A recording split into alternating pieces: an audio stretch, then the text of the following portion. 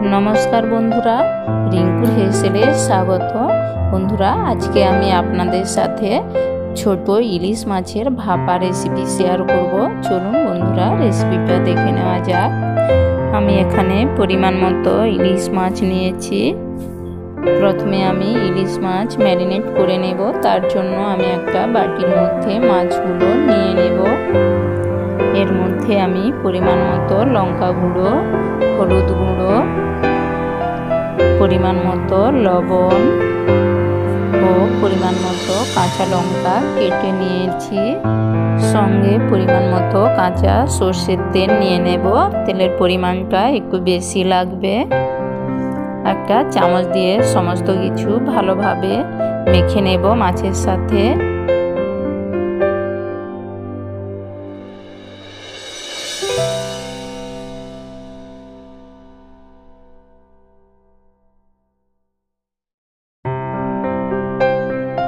ভালোভাবে মাছ আমি মেখে নিয়েছি।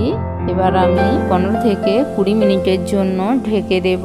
আমি সঙ্গে নিয়ে নিয়েছি পরিমাণ মতো পোস্ত, গোটা জিরে ও সাদা সরষে। সমস্ত মশলা আমি বেটে রাখব। 20 মিনিট পর ঢাকা সরিয়ে নিয়ে বেটে রাখা মশলা আমি মাছের সাথে মিশিয়ে নেব। सामान्य परिमाण जल ऐड करब। जलेर परिमाणटा एकेबारे सामान्य दिते हबे।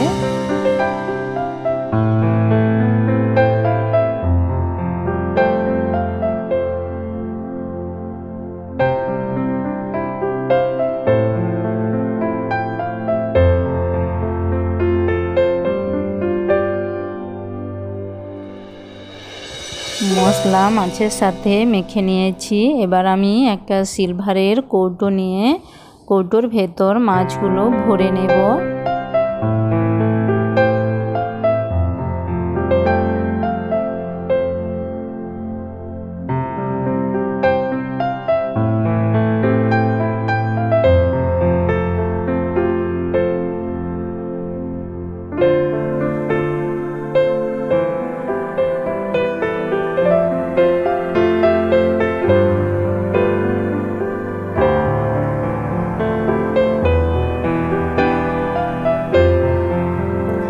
মাছ ভরে কৌটোর মুখ বন্ধ করে ভাতের হাঁড়ির মধ্যে আমি কৌটোটা রেখে দেব।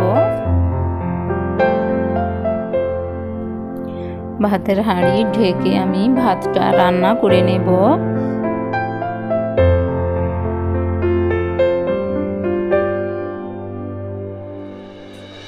এইভাবে ভাতের হাঁড়ির ভেতর কৌটো রেখে ভাত রান্না করে নিতে হবে। এই ভাপেই মাছটাও রান্না হয়ে যাবে। আমি ভাতটা রান্না করে নিয়েছি। এবার আমি ঢাকা সরিয়ে ভাতের হাঁড়ি থেকে কৌটোটা নামিয়ে ঠান্ডা করতে দেব। ঠিক ফ্যান ঝাড়ানোর আগে কৌটোটা নামিয়ে রাখতে হবে।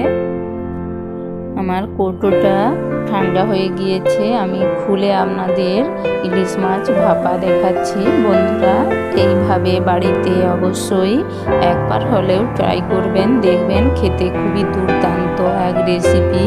ইলিশ মাছ মানেই জিভে জল চলে আসে। তো বন্ধুরা আমার এই রেসিপিটা যদি আপনাদের ভালো লাগে তাহলে অবশ্যই একটা লাইক ও সাবস্ক্রাইব করে দেবেন এবং কমেন্ট করতে ভুলবেন না।